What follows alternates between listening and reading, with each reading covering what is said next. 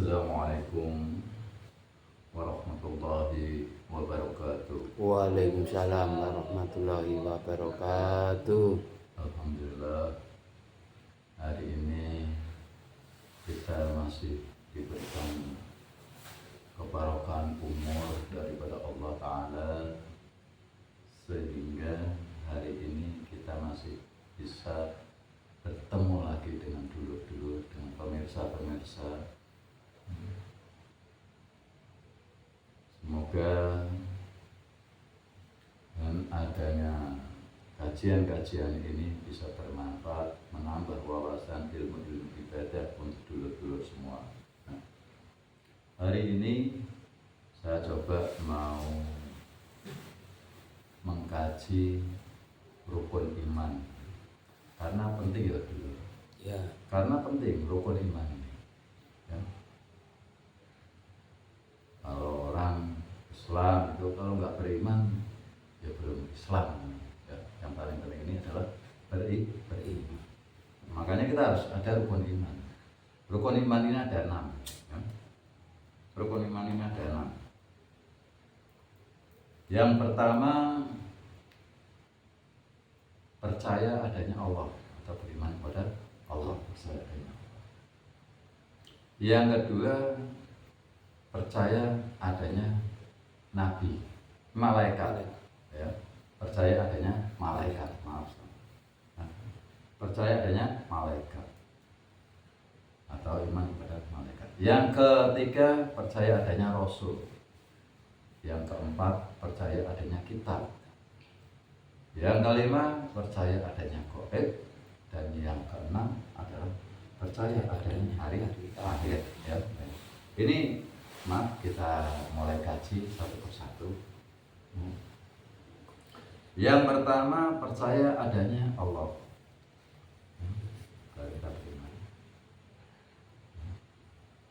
percaya adanya Allah, maka ada la ilaha illallah, tiada Tuhan selain Allah. Percaya padanya Allah itu bukan hanya dengan ucapan, ya. Bukan hanya dengan ucapan la ilaha illallah, la ilaha illallah. Maka orang mengatakan ketika kita digunakan untuk membaca kalimat thayyibah ini dengan gerakan, artinya bukan dengan gerakan pada waktu kita membacanya ya dulu, tapi artinya dengan tindakan. Dengan tindakan. Dengan tindakan dulu. Artinya ketika la ilaha illallah, tiada Tuhan selain Allah, ayo kita lakukan dengan tindakan. Contoh apa? Contoh ketika dengan dalam tatanan ibadah. Ibadah sampean bukan untuk Allah, tapi untuk dunia. Contohnya apa? Kok ibadah kita buat ke dunia lain? Contoh, ketika dengan sholat, dengan untuk mendapatkan rezeki yang banyak, ini salah dulu, ya. Itu salah, keliru, ya, keliru. Tetapi harusnya ibadah kita ataupun sholat kita hanya untuk Allah Ta'ala. Terus ada lagi orang kadang akhirnya lari kepada kufur nikmat. Contoh, kalau enggak bekerja ya enggak bakalan bisa bangun rumah ini, gitu. Itu berarti kita menghilangkan Allah dulu. Padahal semuanya itu karena ijabah daripada Allah Ta'ala. Daripada ridhonya Allah Ta'ala, akhirnya kita diberikan karunia, kita bisa membangun rumah, kita bisa jalan, kita bisa ngomong. Itu karena semata-mata daripada Allah Ta'ala. Itu la ilaha illallah. Kalau jenengan 1000 kali membaca la ilaha illallah, la ilaha illallah, tapi tindakan jenengan masih menyekutukan Allah, ya sia-sia dulu. Sia-sia. Asli sia-sia. Gimana gak sia-sia? Dosa yang tidak bisa diampuni itu adalah dosa menyekutukan Allah. Ya, belum ya. Jenengan warung pengen laris, akhirnya bukan lari kepada Allah Ta'ala, tapi kepada orang-orang yang jangan anggap itu bisa memberikan kelarisan warung jenengan. Itu salah dulu, salah. Saya kasih tahu ya dulu. Caranya jenengan mendandani hati jenengan. Ketika jenengan membaca la ilaha illallah, la ilaha illallah, la ilaha illallah, itu jenengan resapi dulu. Jenengan resapi di dalam hati, introspeksi di dalam hati, koreksi diri jenengan. Kira-kira jenengan ini masih menyekutukan Allah apa enggak? Lucu, katanya buat jaga rumah dikasih klenik apa, enggak masuk akal dulu, enggak masuk akal ya. Padahal Allah Maha melihat, Allah Maha mendengar, Allah Maha mengetahui, Allah Maha kaya. Ketika Allah Maha mengetahui, Allah Maha kaya, Allah Maha segala-galanya, ya sudah, kita pasrahkan saja kepada Allah Ta'ala dengan berikhtiar yang benar. Ikhtiar itu wajib dulu, ikhtiar itu harus. Tapi yang benar. Dalam arti yang benar ini sesuai dengan tuntunannya. Ingat Nabi Allah Ibrahim, ya, berani membasmi berhala. Itu artinya menghilangkan kesyirikan. Lah kalau zaman dulu berhala, lah kalau zaman sekarang dulu. Zaman sekarang ya bermacam ragam. Bukan wujud ke berhala, patung, enggak. Segala sesuatu yang engkau dewakan, yang engkau anggap itu punya kekuatan selain kekuatannya daripada Allah Ta'ala, yang dianggap itu bisa memberikan jalan keselamatan, padahal yang memberikan keselamatan itu hanya Allah Ta'ala, itulah tingkat-tingkat kesyirikan. Ini masih saya ngupas satu aja ini, nanti lain lagi. Ini saya masih mau pas satu. La ilaha illallah karena penting ya. Ya. Penting. Ya. Jangan sampai jenengan beribadah, jenengan sudah merasa tersenyum, jenengan seolah-olah sudah merasa benar, jenengan seolah-olah sudah merasa suci, tapi ternyata tindakan jenengan ngawur. Ngawur. Alhamdulillah, sholat. Apalagi orang mengatakan kalau berdoa itu yang banyak, kadang sedikit aja nggak dikasih. Jangan kira Allah itu pelit, padahal jangan tidak meminta aja Allah sudah memberikan. Pernah jangan berdoa, ya Allah, semoga rambut saya panjang. Tidak pernah, tapi nyatanya Allah memberikan jangan rambut yang panjang. Jangan tidak pernah berdoa, ya Allah, semoga saya besok masih bernapas, tapi Allah tetap memberikan. Itulah bahwa Allah itu Maha Pengasih, Maha Penyayang. Tapi jenengan begitu tega mengatakan kalau berdoa itu yang banyak, sedikit kadang kita nggak ada. Emangnya Gusti Allah itu pelit, ngawur sampai ngawur.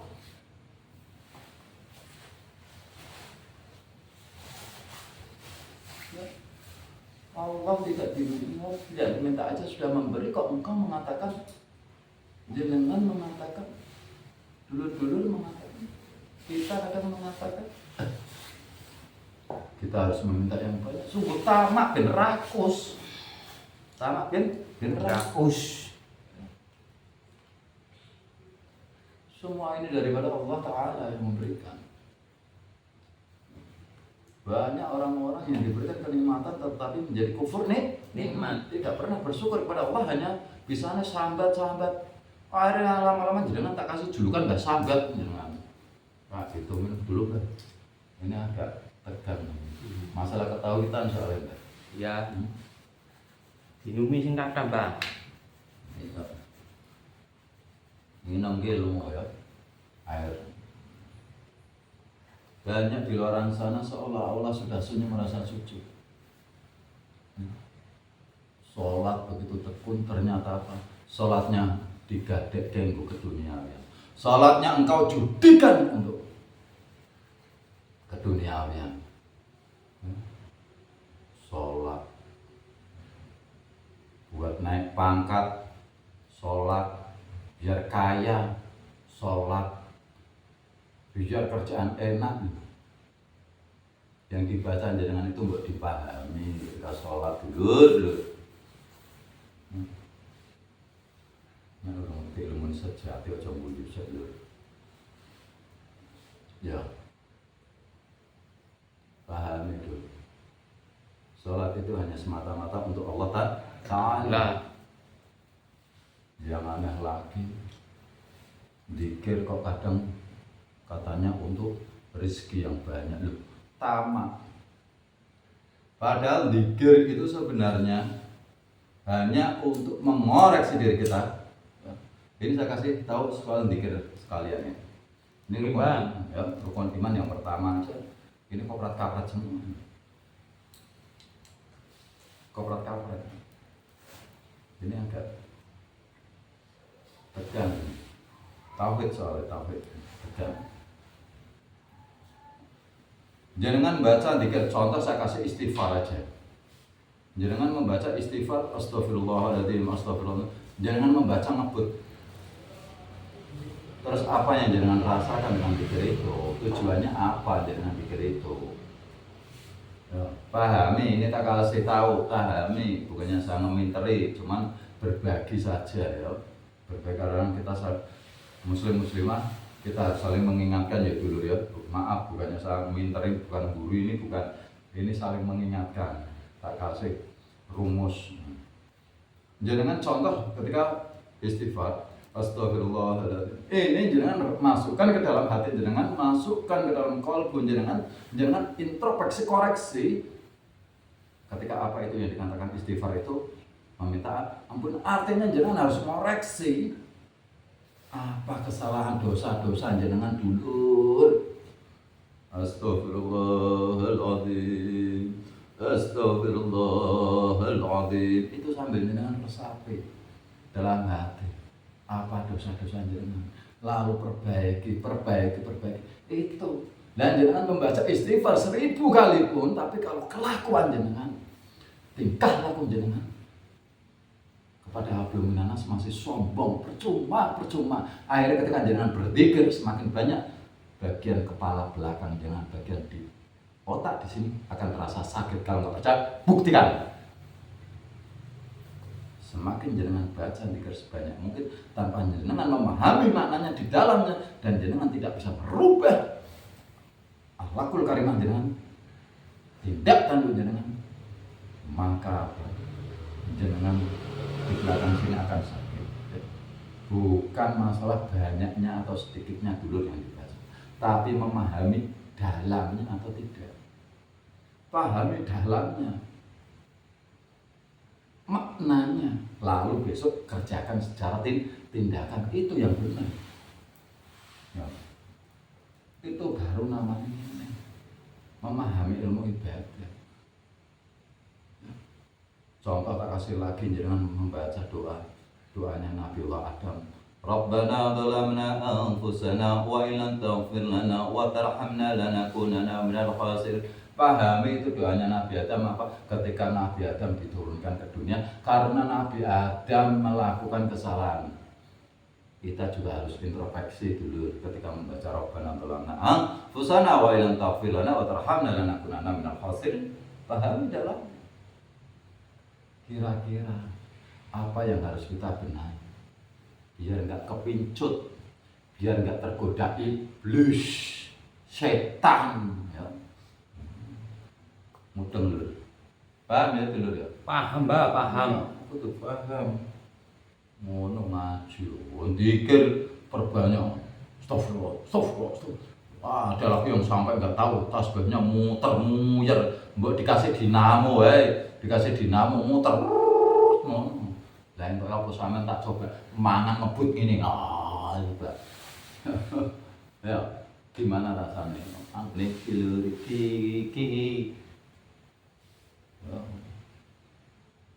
Ojo klimis-klimisan tok. pahami ilmu, dalami lalu tindakan, jadikan tidak lalu jenengan. Aneh-aneh bikin gue sakti-sakti nang, lah opo bolong jin, ya, jin kira rasa tinggi, gendruwo dalbo sama ora usah golek, wong kowe iki mengejar diri jenengan, menggoda jenengan kok, senang kok, ngawur. Mbok jenengan pahami semua sejarah-sejarah para nabi. Lalu akhirnya jenengan ngomong, wah enggak, buktinya Nabi Ibrahim dibakar aja enggak terbakar, enggak panas. Itu filosofi lur. Yang dimaksud ketika kita dihujat, kita difitnah, kita dihasut, kita dijelek-jelekin, ya, kita enggak terpancing emosi lur. Melus dodo, ya serapopo. Ya. Lebih baik kita dibenci 1000 orang, tapi dikasihi Allah, daripada kita dipuja 1000 orang tapi kita dibenci oleh Allah. Na'udzubillah min dzalik, jangan sampai. Mendingan apa? Kita dibenci 1000 orang, tidak masalah 1000 orang membenci kita, tapi Allah sayang kepada kita. Artinya apa? Kita jangan pernah membenci orang, walaupun orang membenci kita, biarin tetap kita balas dengan Rahman Rahim. Itulah ajaran Rasulullah lur. Ngerti lah lur? Ponomen sing kata-kata lawan jangan dicari, ketemu jangan lari, terus akhirnya ketemu wong, wah kita ini nggak mencari lawan, tapi kalau ketemu kita lawan, angkat jangan lari, pukul, ya arane goblok.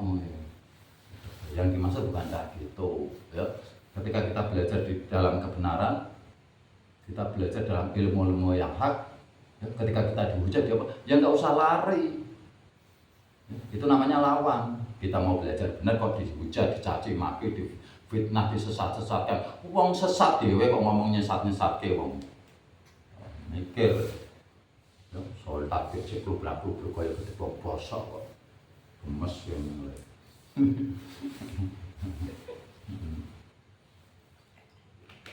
Ya, bosok. Ya, paham ya? Paham.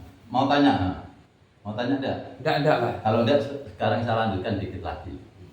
Nanti ini rukun iman yang pertama dulu ya, nanti biar enggak ini nanti bisa saya sambung, karena maaf ini agak ekstrim ataupun santuy ya, soalnya tapi pak, tai chi lemes tapi ngablek, iya kayak gitu loh ya, biasa loh. Beraneka ragam, sing jenenge wong memberikan ilmu kita ini pengorbanannya lho. Ya, ini iki kan semua seneng, aku ben ana kira apa-apa. Ya, enggak apa-apa, lumrah wajar. Ya, yang penting saya mencoba memberikan jenengan apa yang saya ketahui, ya, tentang ibadah. Ya, ingat, no, yang tadi saya omongkan. Karena sekarang ini banyak loh, mengandalkan hanya zikir, tapi tidak tahu. Zikrullah fi qalbi artinya zikir dan jero hati. Artinya jangan melakukan tindakan benar-benar dari hati. Ngono. Zikir subhanallah. Ngebut. Lha sing diwaca ki apa tak pikir? Ayo sampean golek. Golek nang masjid-masjid nang musala. Wong tasbih cepet tepor. Lah sing diwaca ki apa? Tak takok. Sing diwaca apa? Ketika membaca itu Allah itu tidak bisa disebut. Sampeyan duwe bojo. Bojone krana sayang nemen sampeyan, krana bojone sayang, sampeyan akhir sebut, no. Aran sithik ya edan sampeyan. Artinya apa? Ketika jenengan mengingat selalu kepada Allah, artinya tindakan jenengan harus selalu ingat kepada Allah, apa yang diperintahkan Allah, apa yang dilarang Allah, itu baru ditindakkan dulu. Bukan disebut terus ngono. Lucu sampean ki yo kakek daplak cuma TK. Yo. Nggih, Mbak. Leres niku, Mbak. Kakek daplak cuma TK. Pahami lho, pahami. Ya, pahami. Paham lho ya? Paham, Mbak, paham.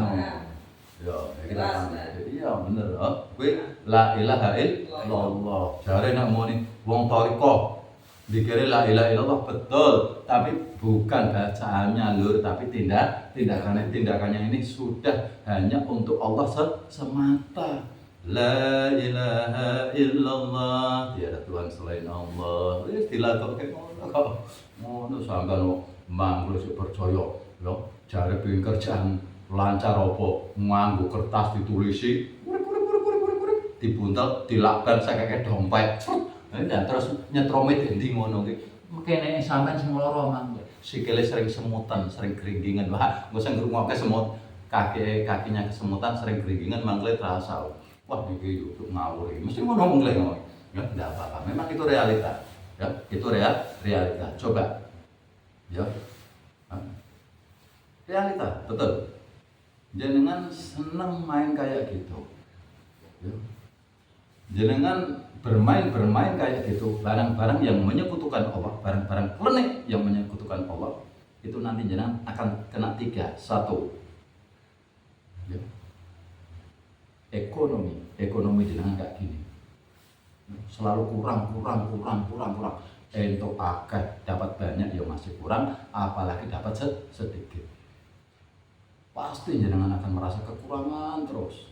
Itu tandanya orang menyekutukan, ada orang-orang menyekutukan Allah. Itu bisa dihilangkan barang-barangnya nanti insya Allah. Yang kedua, keluarga itu berantem terus karena apa? Temperamennya naik, emosian orangnya biasanya, ya, kecentokan kalau bahasa Jawanya, emosian, ya. Yang ketiga apa? Penyakit itu silih berganti, ya, silih berganti, ya. Nah gitu, silih berganti. Nih, tak kasih. Umpama suaminya yang bermain barang-barang kalian kayak gitu, nanti istrinya yang sakit-sakitan, ya. Istrinya yang sakit-sakitan. Nanti turunnya dia apa? Anak perempuan.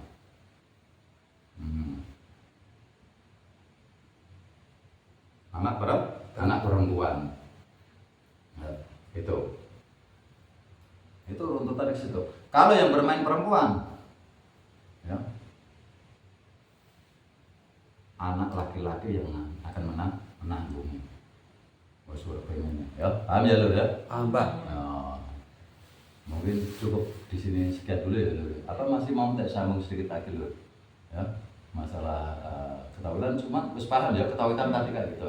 Artinya jangan sekali-kali ibadah jenengan ini jenengan gadekan untuk keduniawian. Jangan engkau judikan, ya. Mulanya judi ini dilarang, artinya apa? Kalau judi main uang kayak gini itu udah ada orang-orang apa? Tapi kalau judi ibadah ini yang bahaya. Judi ibadah itu ya kayak gitu itu.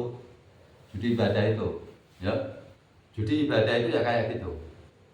Artinya judi ibadah itu jenengan untuk keduniawian, sholatnya jenengan untuk keduniaan, sholatnya jenengan biar laris, kerja dagang biar naik pangkat, biar kaya, ini namanya dijudikan, paham ya?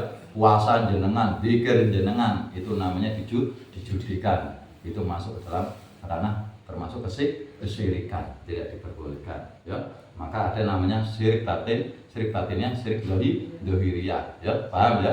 Maka hati-hati ya, dulu ya. Ya, mungkin kiranya pembahasan yang rukun iman pertama ini saya akhiri dulu di sini ya. Cukup sekian, nanti kita sambung lagi mungkin lain waktu. Insya Allah kalau Allah masih bisa memberikan ijabahnya, memberikan kesempatan kita bertemu, nanti kita bahas rukun iman yang kedua ya. Iya, kiranya cukup di sini dulu. Semoga apa yang tadi saya kaji bisa bermanfaat untuk pemirsa semua, untuk dulur-dulur semua ya. Akhirul kalam. Wassalamualaikum warahmatullahi wabarakatuh. Waalaikumsalam warahmatullahi wabarakatuh.